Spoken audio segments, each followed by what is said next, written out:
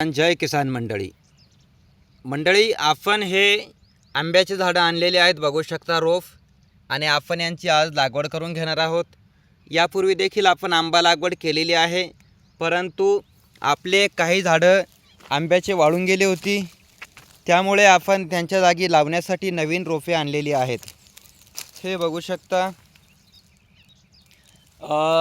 आपण मागे व्हिडिओ बनवला होता शेततळ्यावरती की आपल्या शेततळ्यामध्ये शेवाळ अतिशय जास्त झालेलं आहे आणि ते शेवाळ जे आहे ड्रिपर्समध्ये अडकतं आणि त्यामुळे जे आपलं ड्रिपर आहे ते चॉकअप होत आहे। हे बघू शकता।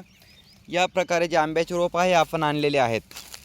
खूप जास्त झाडं आपले त्यामुळे दगावलेले आहेत आणि आपण आता नवीन रोप आणून ते लावून घेणार आहोत। काही आपण काल लावलेलं आहे आणि काही लावायचं बाकी आहे। हे बघू शकता।